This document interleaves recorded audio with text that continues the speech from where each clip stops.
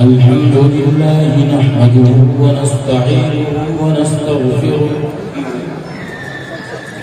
ونؤمن به ونتوكل عليه ونعوذ بالله من شرور أنفسنا ومن سيئات أعمالنا من يهده الله فلا مضل له ومن يضلل فلا هادي له ونشهد أن لا إله إلا الله وحده لا شريك له ونشهد أن سيدنا وسندنا وحبيبنا ومولانا محمدا عبده ورسوله صلى الله تعالى عليه وسلم.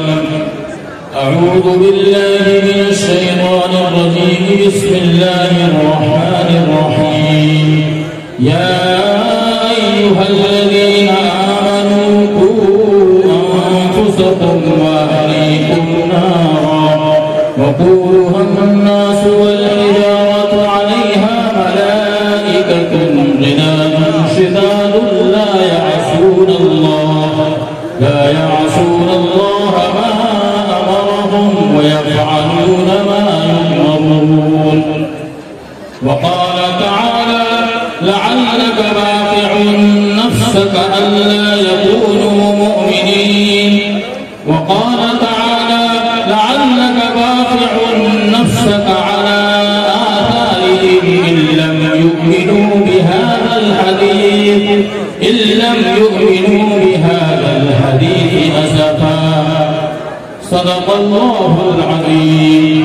وقال النبي صلى الله عليه وسلم أكرموا أولادكم وأحسنوا أدبهم أو كما قال عليه الصلاة والسلام. گرامی قلب صدر محترم قابل تکریم علماء کرام دور دراز سے تشریف لائے مہمانان اعزام اور پردہ نشین میری ماں بہنوں، اللہ رب العزت ہم سب کے بیٹھنے کو قبول فرمائے. علماء کرام کے جنب غفیر میں بات کرتے ہوئے ڈر لگتا ہے. دعا فرمائے اللہ تعالیٰ پر بات کرنے کی اور ہم سب کو اس پر عمل کی توفیق نصیب فرمائے. اصل بیان، اصل خطاب حضرت والا حضرت مولانا عبداللہ صادق صاحب دامت برکاتہم العالیہ کا ہوگا. میرے دل میں درد ہے جو میں آپ سے شیئر کرنا چاہ رہا ہوں اور ہم سب مل کے کچھ عہد و پیمان کرنا چاہ رہے ہیں. میرے محترم بزرگوں، ہم سب کو معلوم ہے کہ ہم سب سے زیادہ پیار کرنے والا، سب سے زیادہ پیار کرنے والی، محبت کرنے والی ہستی کون سی؟ بتائیں گے کچھ؟ سب سے زیادہ اگر ہم سے کسی نے پیار کیا، پریشانیوں کی حالت میں ہم سے سب سے زیادہ پیار کیا اور سکھوں میں بھی ہم سے سب سے زیادہ پیار کیا، وہ کون سی ذات گرامی ہے؟ میں آپ سے پوچھ رہا ہوں، رونق افروز اساتذہ کرام سے نہیں، ہم سے سب سے زیادہ اگر کسی نے پیار کیا ہے تو کون؟ ہم سب کے آقا و مولا سرور کائنات تاجدار مدینہ حضرت محمد مصطفیٰ صلی اللہ علیہ وسلم کی ذات گرامی. کون پیار کیا ہے؟ بول نہیں رہے آپ، ناراض نہیں رہے. ہم سب کے آقا و مولا حضرت محمد مصطفیٰ صلی اللہ علیہ وسلم کی ذات گرامی ہے.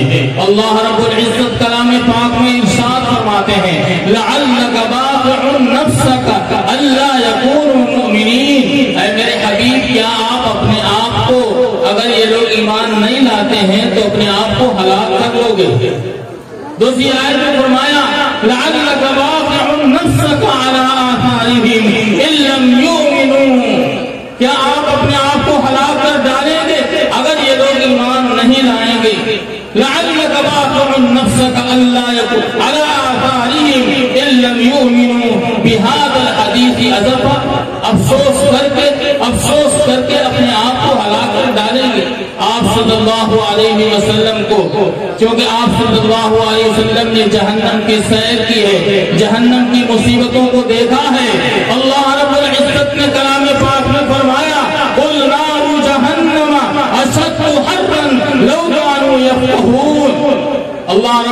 حضرت ارشاد فرماتے ہیں اے میرے حبیب میرے بندوں سے آپ فرما دیجئے نار جہنم جہنم کا آگ اشد حرا بہت سخت ہے لو کانوا یفقہون کاش یہ میرے بندے سمجھ جاتے جس دن میرے محترم بزرگوں ہمیں سمجھ میں بات آ جائے گی قرآن کریم کہہ رہا ہے جس دن بات سمجھ میں آ جائے گی قل نار جہنم اشد حرا لو کانوا یفقہون فلیضحکوا قلیلا ولیبکوا کثیرا تم اس دن سے ہنسنا چھوڑ دو گے ہنسنا کم کر دو گے اور رونا بڑھا دو گے قرآن کریم نے فرمایا لا یذوقون فیہا بردا ولا شرابا الا حمیما وغساقا جہنم میں جو آگ ملے گا پینے کو اللہ ہم سب کی حفاظت فرمائے فرمایا حمیم ملے گا ہزاروں سال چیخے گا ان یستغیثوا یغاثوا بماء کالمہل یشوی الوجوہ بئس الشراب وساءت مرتفقا یہ پانی پانی پانی چیخے گا اللہ ہم سب کی حفاظت فرمائے ہمارے آبا و اجداد کی حفاظت فرمائے ہمارے نسلوں کی حفاظت فرمائے ہزاروں سال چیخے گا ان یستغیثوا یغاثوا بماء کالمہل کل چھٹ کے مانند پینے کو دیا جائے گا جو جہنم کی آگ سے کھول رہا ہوگا قرآن خود کہہ رہا ہے یہ بہت ہی بری چیز ہے پینے کی بئس الشراب وساءت مرتفقا وہ نبی جس کو ہم سب سے 70 ماؤں سے زیادہ پیار ہے کتنی ماؤں سے 70 ماؤں سے زیادہ پیار ہے جس نبی کو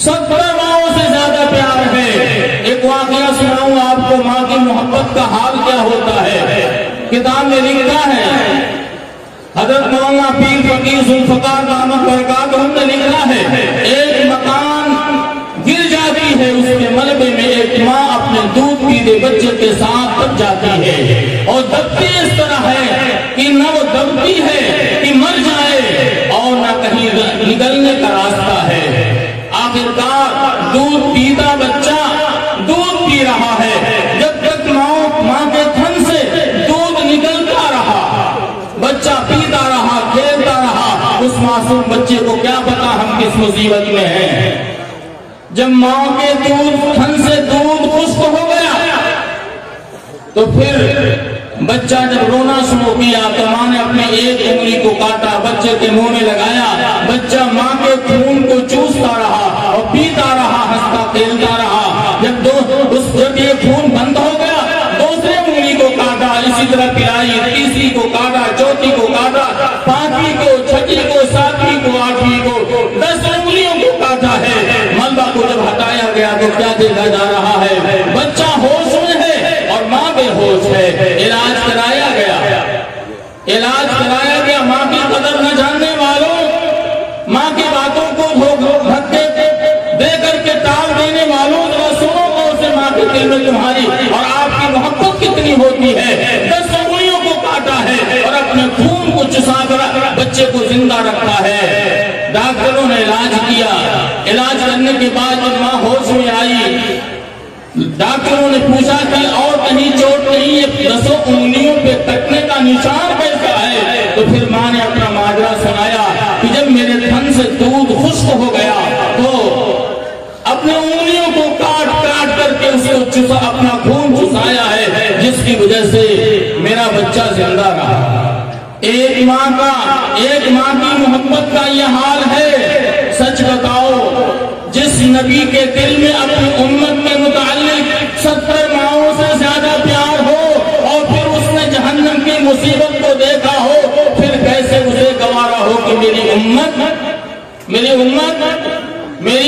جہنم میں جائے جہنم کے آگ میں جلے اسے کبھی برداشت ہو سکتا ہے ایک صحابی ہیں آپ صلی اللہ علیہ وسلم سے پوچھ بیٹھے ہیں اے اللہ کے رسول کا قیامت طاری ہوگی اور نفسی کا عالم ہوگا کوئی نبی کوئی ولی کسی کو پوچھنے والا نہیں ہوگا نفسی کا عالم ہوگا سب نبی ولی قطب ابدال نبی نفسی کہہ رہے ہوں گے ایسے وقت میں آپ کا مقام تو بڑا اعلیٰ ہوگا ہم آپ کو نہیں دیکھیں گے تو ہمیں سکون اور چین نہیں ملے گا کہنے لگے آقا صلی اللہ علیہ وسلم نے فرمایا، میرے نبی صلی اللہ علیہ وسلم نے فرمایا الرجل مع من احب، ایک حدیث میں آتا ہے فرمایا جب تمہیں ضرورت پڑے مجھے ڈھونڈنے کی، سب سے پہلے حوض کوثر پہ ڈھونڈ لینا، اس وہاں اگر ملاقات نہ ہو میزان پہ ڈھونڈ لینا، اگر وہاں ملاقات نہ ہو تو پھر پل صراط پہ ڈھونڈ لینا۔ 3 جگہیں بتائیں، آپ کو تو شاید جانا نہیں ہے پل صراط پہ، ارے جانا ہے بھائی، آپ کے گناہ آپ کے ثواب تولے جائیں گے، آپ کو پیاس لگے گی نہیں، آپ کو پیاس لگے گی کہ نہیں لگے گی؟ مئی جون کے مہینے میں پیاس لگتی ہے یا نہیں لگتی ہے؟ سائنسداں بتاتے ہیں سورج کو تھوڑا سا نیچے کر دیا جائے زمین کی ہریالی ختم ہو جائے، یاد رکھو کل قیامت میں 50,000 سنہ جب 50,000 سال کا دن ہوگا اور سورج کو سوانے سے پر لا دیا جائے گا، زمین کو تابع بنا دیا جائے گا، ایسے وقت میں پیاس لگے گی کہ نہیں لگے گی؟ لگے گی نا، تو پھر پیاس بجھے گی کیسے؟ حوض کوثر پہ آپ کو جانا ہوگا، وہاں کون ڈھونڈ رہا ہوگا؟ میرے آقا صلی اللہ علیہ وسلم کو یہ غم کر پائے گا کہ میرا امتی کوئی پیاسا ہوگا، بھاگ کر حوض کوثر پر جا رہے ہوں گے، میزان پہ ہماری نیکیوں اور بدیوں کو تولا جا رہا ہوگا، میرے نبی کو یہ غم ستائے گا کہیں ایسا نہ ہو میرے کسی امتی کی بدی برائی غالب آ جائے اور جہنم کا فیصلہ ہو جائے، آپ وہاں بھاگ کر تشریف لے جائیں گے، پھر آپ کو یہ غم کر پائے گا کہیں ایسا نہ ہو پل صراط میں میرا کوئی امتی کٹ کر جہنم میں گر جائے۔ آپ پل صراط کے کھمبے کو پڑھ کر کے یا ربی پکڑ کر کے یا ربی سلم یا ربی سلم، اے اللہ میری امت کو سلامتی کے ساتھ پار لگا۔ آپ صلی اللہ علیہ وسلم کے دل میں 70 ماؤں سے زیادہ پیار ہے، لیکن میرے محترم بزرگوں ذرا اپنے گریبان میں سر ڈال کر سوچیں کہ جو نبی ہمارے لیے 13 سالہ مکی زندگی میں سکون نہیں لیا ہے اور 10 سالہ شاہی زندگی 10 سالہ مدنی زندگی میں جو شاہانہ زندگی ہے 10 سالہ شاہانہ زندگی میں بھی ہم کو نہیں بھولا ہے، آج اس نبی کے ساتھ ہم سب کا حشر کیا ہے۔ اس نبی نے ہمیں ایک نعمت عطا فرمائی، اس نبی نے ہمیں ایک نعمت عطا فرمائی، آج اس امت مسلمہ نے اس نعمت کی اتنی ناقدری کی ہے، اتنی ناقدری ہے، اگر تھوڑی بھی شرم ہو تو انسان سوچے زمین پھٹ جائے اور ہم پھنس جائیں، اور ایسے محسن اور احسان کرنے والے کی شان میں گستاخی نہ کرے۔ وہ کون سی نعمت ہے؟ وہ نعمت ہے نکاح، وہ نعمت ہے نکاح۔ میں آپ سے سوال کرتا ہوں، جس کی بیٹیاں ہوں، جس کی بہنیں ہوں، میں ان سے پوچھتا ہوں کیا آپ کے دل میں آپ کی بیٹیوں کے متعلق محبت ہے کہ نہیں؟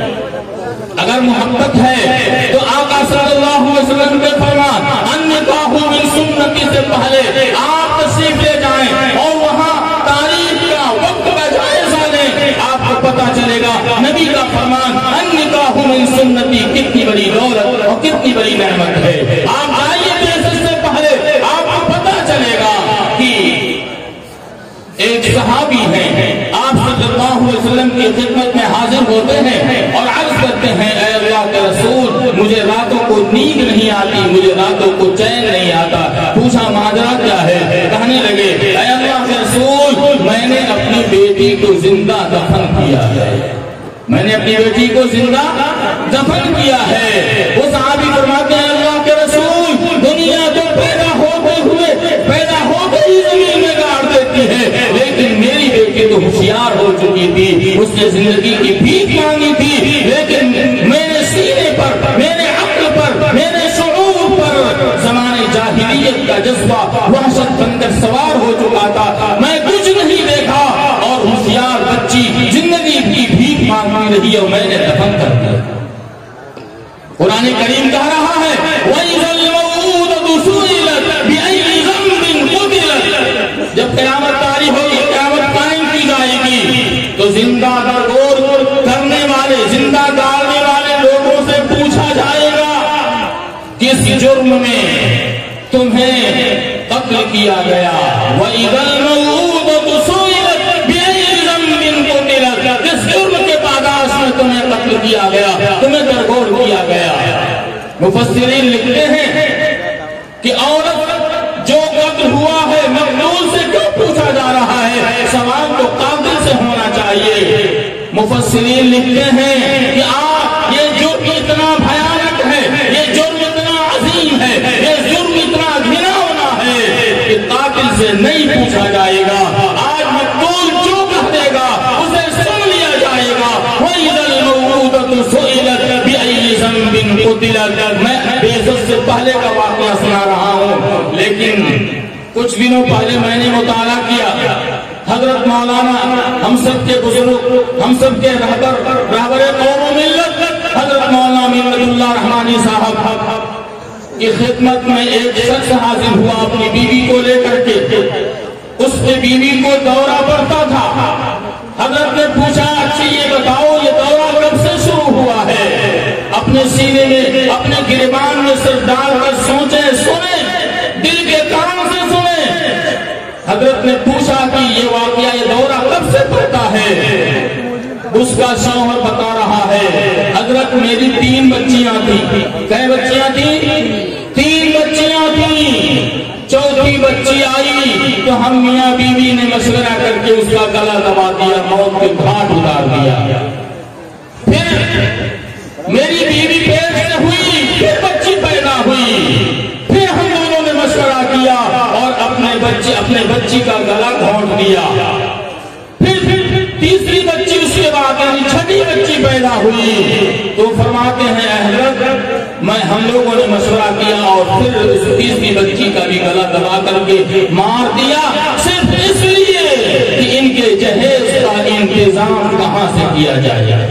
میرے محترم بزرگوں، میں آپ کو بتا رہا ہوں، شروع میں تمہید باندھا تھا کہ اللہ کے رسول صلی اللہ علیہ وسلم کو ہم سب سے زیادہ پیار ہے. ایک نبی جو ہم کو پیار دے دیا، ماں کبھی نہیں دے سکتی، باپ کبھی نہیں دے سکتا، بھائی کبھی نہیں دے سکتا، دوست احباب اقارب کبھی کوئی پیار نہیں دے سکتے ہیں جو ہمارے رسول نے دیا ہے اور دے رہا ہے اور کل قیامت تک جنت تک ہمیں دے گا. وہ پیار کوئی دے نہیں سکتا ہے. آقا صلی اللہ علیہ وسلم کی خدمت میں ایک چور پر ہاتھ کاٹا جاتا ہے، شریعت کا قانون ہے، نافذ کیا جاتا ہے. آقا صلی اللہ علیہ وسلم اپنے چہرے انور کو موڑ کر کے رو رہے ہیں. کیا کر رہے ہیں؟ رو رہے ہیں. آپ کو وہ غم ہو رہا ہے کہ میرے امتی کا ہاتھ میرے سامنے کاٹا جا رہا ہے. اگر یہ چوری نہ کرتا تو اس کا ہاتھ کاٹا نہ جاتا. اے میرے محترم بزرگوں، میرے محترم مسلمان بھائیوں، آئیے میں آپ سے پوچھتا ہوں، اگر آپ نے جہیز کی لعنت کو ختم نہ کیا، جہیز کی لعنت کو ختم نہ کیا، بارات کے بوجھ کو ختم نہ کیا، خدا کی قسم مسلمان بھائیوں ہم سب کل میدان محشر میں آقا کے سامنے منہ دکھانے کے قابل نہ ہوں گے کہ آقا کا امتی صرف اس بنا پر کہ امت مسلمہ میں جہیز کی لعنت کی، جہیز کی لعنت برس رہی تھی، جس کی وجہ سے ایک لڑکی نے دوسرا دھرم اختیار کر لیا. کیا ہمارے نبی کو درد ہوگا یا نہیں ہوگا؟ صرف ایک لڑکی جہنم میں نہیں جا رہی ہے، جہیز کی لعنت نے ماں باپ کو مجبور کیا، اتنا انتظام نہ ہونے پایا. میرے مالدار حضرات کی غور سے سنیں، اگر کوئی بچی گناہ کر بیٹھتی ہے صرف اس بنا پر کہ اس کے باپ کے پاس جہیز کا سامان نہیں ہے تو یاد رکھیے اس گناہ میں صرف وہ لڑکی نہیں، اس کے گناہ میں آپ مالدار بھی شریک ہیں جنہوں نے اپنے بیٹی کو لاکھوں کا جہیز سامان دیا ہے. اور وہ لڑکے والے بھی شامل ہوں گے جو صرف اس انتظار میں بیٹھیں گے کہ کوئی مالدار لڑکی والا آئے، کوئی سعودی پالکی آئے، کوئی گھوڑا اور گاڑی دینے والا آئے اور پھر اس سے ہمارے بیٹے کی منگنی ہو. خدا کی قسم کل قیامت کاری ہوگی اور جہیز کی لعنت کی وجہ سے کسی بہن سے، کسی بیٹی سے گناہ ہو گیا تو یاد رکھیے یہ مالدار بھی اس میں شریک ہوں گے اور وہ لالچی باپ بھی شریک ہوگا. قانون ہے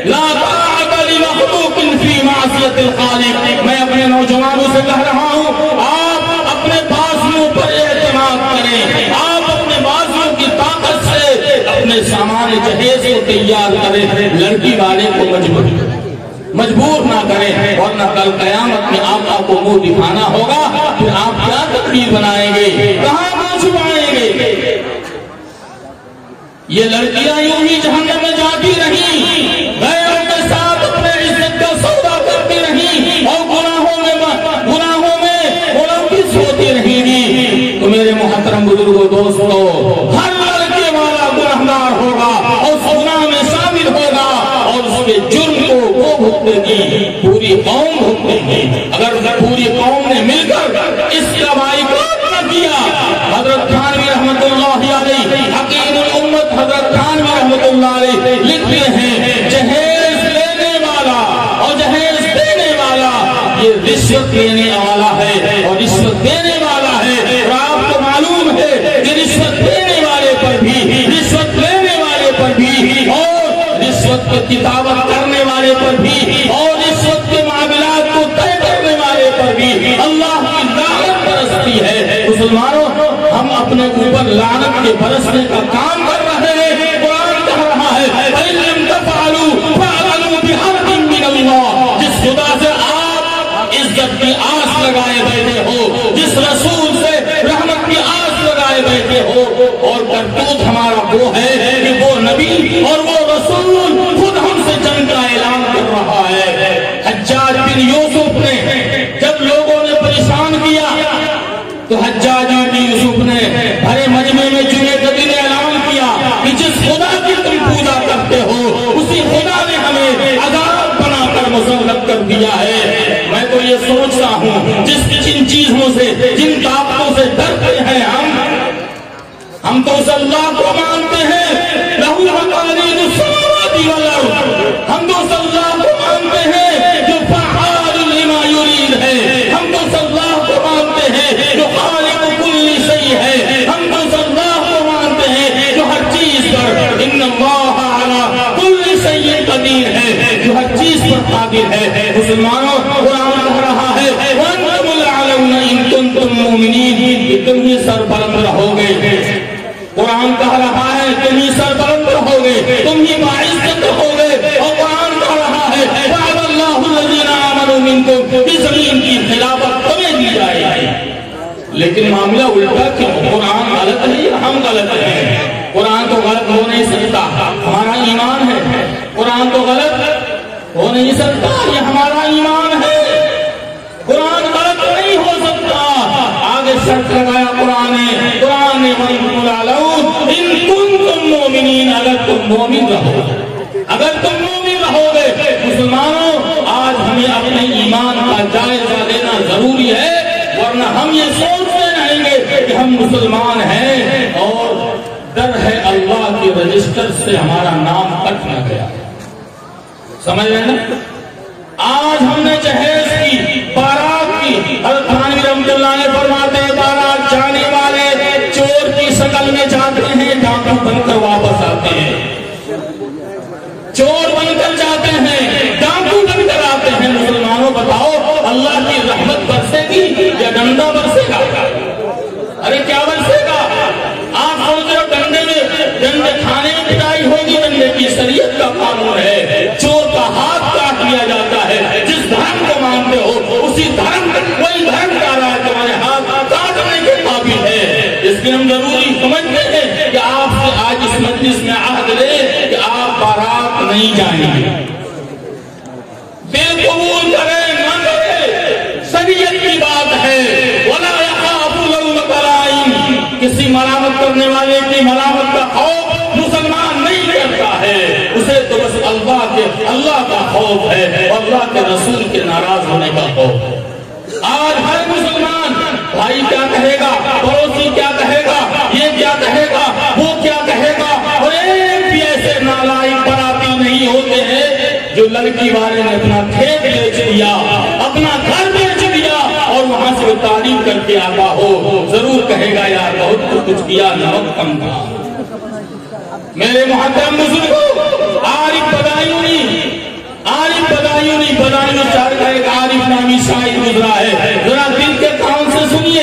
عارف بدایونی ایک شاعر گزرا ہے، اس نے جب اپنے بیٹے بیٹی کی شادی کی، آپ گورکھپور جائیے کتاب گھر میں نا تو آپ کو رجسٹر ملے گا، اس میں پلنگ کرسی لاٹھی گھوڑا ڈنڈا کیا کیا سب لکھا رہتا ہے، اور لڑکی والے سے ٹک لگایا جاتا ہے کہ بتاؤ کیا کیا دے گے، کیا کیا آپ دیں گے۔ لڑکے والے آپ بھی وہاں سے خرید لائیے گا، آپ بھی وہاں سے خرید کر لائیے گا، لڑکی والے سے ٹک لگوائیے گا، اور کل جہنم میں ٹک لگے گا تب پتا چلے گا۔ میرے محترم بزرگوں، عارف بدایونی نے اپنے گھر کو بیچ دیا، اور جاتے وقت جب بیٹی کو رخصت کیا تو جاتے وقت گلے سے لگایا اور کہا بیٹی جس گھر سے جا رہی ہو دوبارہ اس گھر میں مت آنا، تیرا باپ سامان جہیز میں یہ اپنا گھر بیچ لیا ہے اور کرائے کے مکان میں ابھی چلے جائیں گے۔ ہم لوگ بھی کریں گے انشاءاللہ، کریں گے انشاءاللہ، بولیے کریں گے انشاءاللہ، کھیت بچوائیں گے، کرائے کے مکان میں رکھوائیں گے۔ لڑکے والے بولے بیچارہ رخصت کیا، اور کچھ دن کے بعد خبر ملتی ہے کہ ظالم لڑکے والوں نے جہیز کی کمی کی لالچ میں لڑکی کو مار ڈالا۔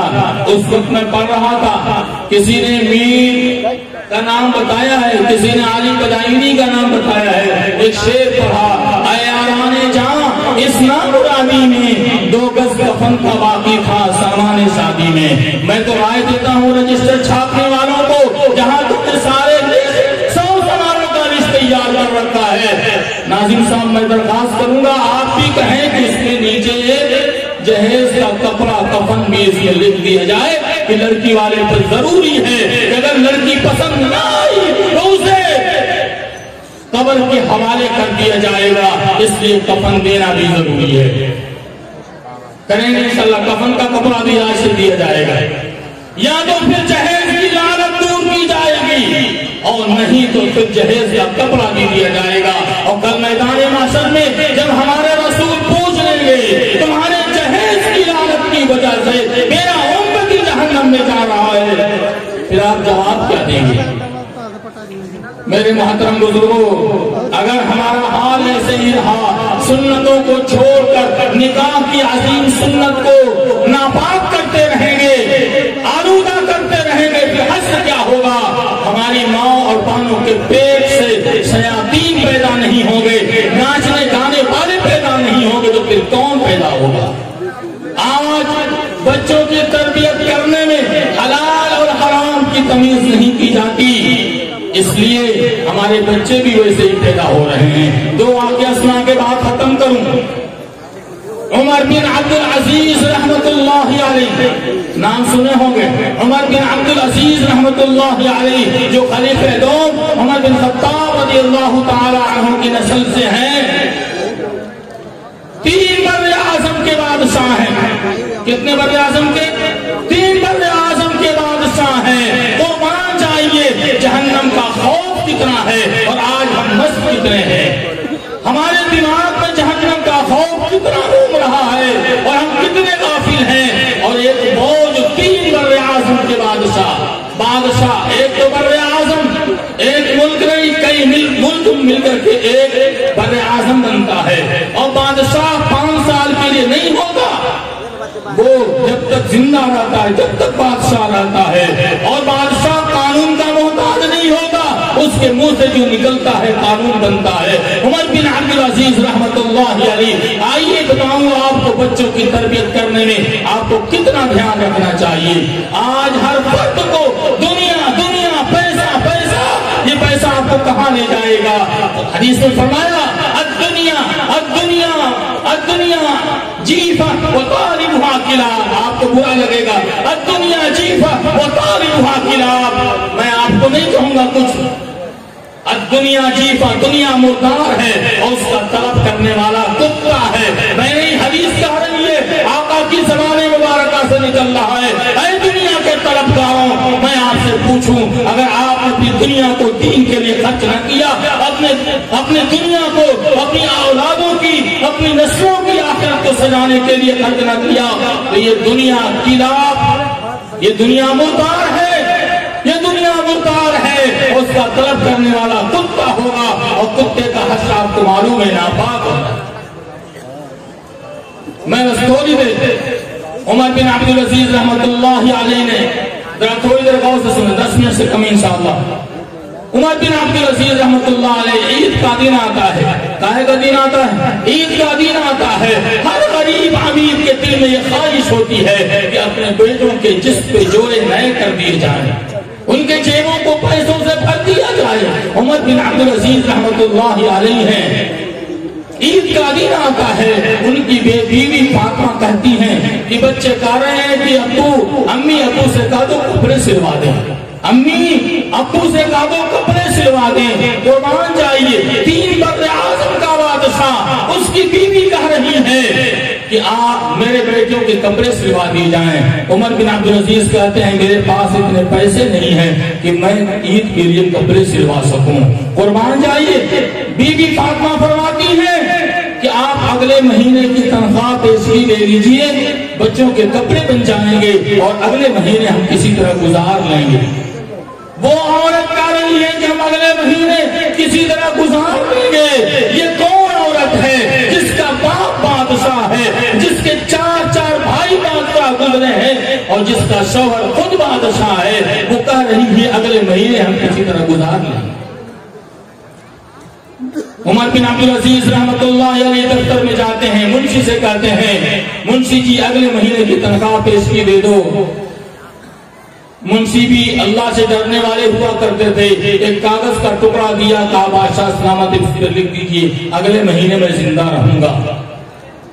پرچہ لیتے ہیں، اس کو پڑھتے ہیں اور کہا اس میں لکھا ہوا ہے آپ گارنٹی دے کہ اگلے مہینے زندہ رہوں گا، آپ کو اگلے مہینے کی تنخواہ دی جاتی ہے۔ عمر بن عبدالعزیز رحمۃ اللہ علیہ واپس لوٹتے ہیں اور آ کر کے آخر باپ تو ہے، کتنا وہ ظالم بادشاہ ہوگا، خدا کی قسم اپنے بچوں سے کبھی ایک چمٹا ہے اس کو ٹھوک کر دیکھیے، ایک مرغی ہے جو اپنے بچوں کو چرا رہی ہے اس کے بچوں کو چھین کے دیکھیے، مرغی جانتی ہے کہ میرے بس میں کچھ بھی نہیں، پھر بھی آپ پر حملہ کرتی ہے۔ کتنا وہ ظالم باپ ہوگا، پر اولاد کے متعلق اس کا دل تو تڑپ ہی جائے گا۔ کہا بیوی بچوں سے کہا دو پرانے کپڑوں پہ عید منا لیں، پرانے کپڑوں پہ عید منا لیں۔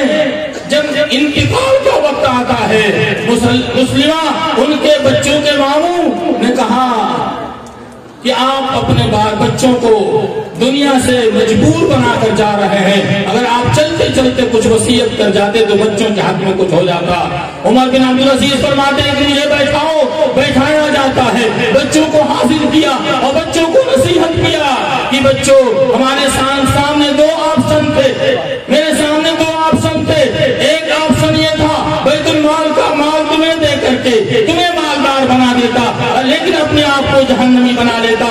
دوسرا آپشن یہ تھا کہ تمہیں غریب چھوڑ کر جاتا، تمہیں مجبور چھوڑ کر جاتا اور اپنے آپ کو جنت میں لے جاتا۔ میں نے دوسرا آپشن اختیار کیا ہے اور اپنے آپ کو جنت میں لے جا رہا ہوں۔ اگر تم نیک بن کر زندگی گزارے واللہ ولی المومنین تو اللہ تمہارا ولی ہوگا، اور اگر برے بن کر زندگی گزارو گے تو ہم اپنے مال کے ذریعے سے تمہاری تقویت نہیں دے سکتا کہ تم میرے مال کے ذریعے سے گناہ کرو۔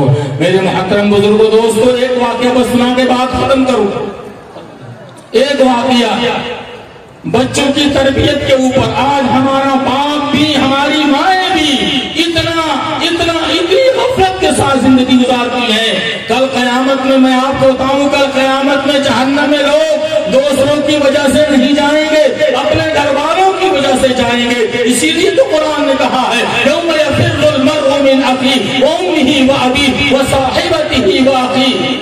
یہ بھائیوں کا، بچوں کا، بیوی کا، شوہر کا نام کیوں لیا جا رہا ہے؟ اس لیے کہ انہی لوگوں کی وجہ سے کل قیامت میں انسان اکثر بیشتر جہنم میں جائے گا۔ ایک بچوں کی تربیت کی ذمہ داری ماں باپ پر ہے۔ پیر فقیر ذوالفقار دامت برکاتہم نے اپنی کتاب میں ایک واقعہ لکھا ہے، آپ سنیں، اپنے دل میں بیٹھائیں، مائیں بھی سنیں، اپنے دل میں بیٹھائیں اور جا کر اپنے بچوں کے حق کو ادا کریں۔ ہر باپ ناراض ہے، ہر باپ شکوہ کن ہے کہ ہماری باپ بیٹا نہیں مانتا۔ کیوں مانے گا؟ آپ نے اس کے حق کو نہیں مانا ہے تو آپ کے حق کو نہیں مان رہا ہے۔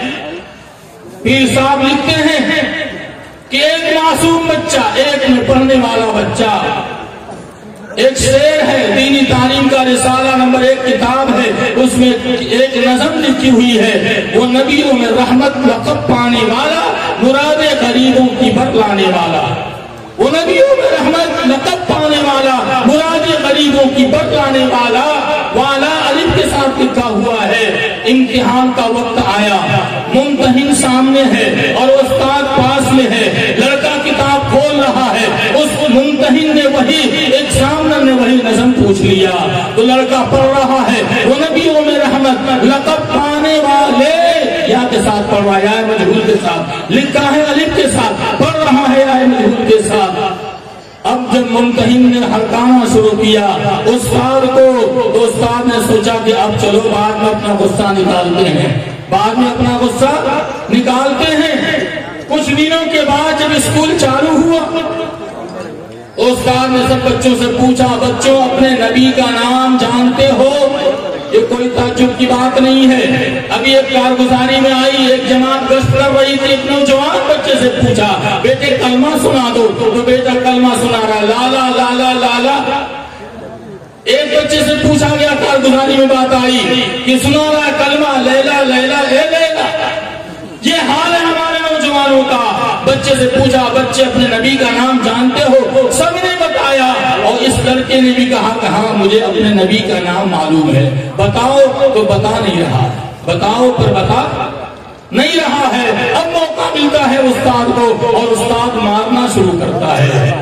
کتنے سال کا بچہ ہوگا؟ ایک کوئی پڑھنے والا مشکل سے 6 سال یا 7 سال کا بچہ ہوگا، نبی کا نام نہیں بتا رہا ہے، مار کھا رہا ہے، بتا نہیں رہا ہے، مار کھا رہا ہے، بتا نہیں رہا ہے۔ آخرکار استاد کی بھاس نکلی، چھٹی ہوئی، اس کے بعد پھر جب کلاس لگی تو پھر پوچھا ماسٹر نے، اب یہ بچہ بتا رہا ہے کہ ہاں میرے نبی کا نام حضرت محمد مصطفیٰ صلی اللہ علیہ وسلم ہے۔ میرے محترم بزرگوں، اب استاد کے ہوش آ رہا، پوچھتا، اچھے پاؤ تم پالم بیٹھک میں بھی کہہ رہے تھے کہ نبی کا نام معلوم ہے، کہہ رہے ہو معلوم ہے پر بتا نہیں رہے ہو، اور اب تم بتائے ہو۔ دل کے کان سے سننے کی ضرورت ہے اور اپنے دل کے تختی پر لکھنے کی ضرورت ہے۔ قربان جائیے، 6 سال یا 7 سال کے بچے نے جو جواب دیا، کہنے لگا میری اماں نے مجھے سمجھایا ہے کہ کبھی بھی اپنے نبی کا نام بے وضو مت لینا۔ جس وقت آپ پوچھ رہے تھے میرا وضو نہیں تھا، جس وقت آپ پوچھ رہے تھے میرا وضو نہیں تھا، اب جب لانچ ہوا ہے تو میں نے وضو کیا ہے کہ میرے استاد پھر پوچھیں گے، اب میرا وضو ہے اور میں بتا رہا ہوں کہ میرے نبی کا نام حضرت محمد مصطفیٰ صلی اللہ علیہ وسلم ہے۔ استاد نے پوچھا، اچھے بتاؤ کتاب میں والا لکھا ہوا ہے، تم والے کیوں پڑھ رہے تھے؟ وہ کہنے لگا، بچہ کہ میری ماں نے منع کیا ہے کہ کبھی بھی بڑے کا نام بے ادبی سے مت لینا، کبھی بھی بڑے کا نام بے ادبی سے مت لینا۔ میں آپ سے پوچھ رہا ہوں کہ جس ماں نے وہ تربیت دی ہے اپنے بچے کو کہ مار کھانا گوارا ہے پر نبی کا نام بے وضو لینا گوارا نہیں ہے، میں آپ سے پوچھ رہا ہوں، نبی کی سنت اس کے سامنے ٹوٹ جائے اور نبی کی شان میں کوئی گستاخی کر جائے، کیا اس بچے کو برداشت ہو سکتا ہے؟ ارے ہو سکتا ہے؟ آج ہماری آنکھیں اتنی گناہگار ہیں، تالیوں پہ عائشہ نامی لڑکی ناچتی ہے، کون ہمارا نوجوان ہے جو جا کر عائش مستی کے ساتھ دیکھتا نہیں ہے؟ اسے شرم نہیں آتی، اسے شرم نہیں آتی۔ آقا صلی اللہ علیہ وسلم کی خدمت میں ایک ظالم عورت حاتم طائی کی بیٹی پکڑ کر آتی ہے، سر پہ دوپٹہ نہیں ہوتا ہے، آقا اپنی چادر مبارک پھینکتے ہیں اور فرماتے ہیں اس کے سر کو ڈھک دو، اور کہنے لگے، آقا نے فرمایا بیٹی بیٹی ہوتی ہے چاہے اپنی ہو چاہے دشمن۔ آج خود یہ مسلمان ہمارا نوجوان رات کی تاریکیوں میں موبائل میں کون سا کام نہیں کرتا، کس کو نہیں دیکھتا ہے؟ آخر اس کا جرمانہ کہاں بھگتنا ہوگا؟ اسی دنیا میں ہوگا۔ آج ہم اللہ کی رحمت ڈھونڈ رہے ہیں، جب تک رحمت ڈھونڈنے والے کام نہیں کریں گے وہ رحمت آ نہیں سکتی۔ کریں گے انشاءاللہ، ہاں جہیز کو بند کریں گے انشاءاللہ، بارات نہیں جائیں گے، بول نہیں رہا، بارات نہیں جائیں گے، لڑکے والا کہے گا ٹھیک ہے لیکن ہم نہیں جائیں گے، इंशाअल्लाह अल्लाह हम सबको अमल की तौफीक नसीब फरमाए। वाखिर दावाना माशाअल्लाह माशाअल्लाह जज़ाकल्लाह। ये थे हजरत मौलाना मुफ्ती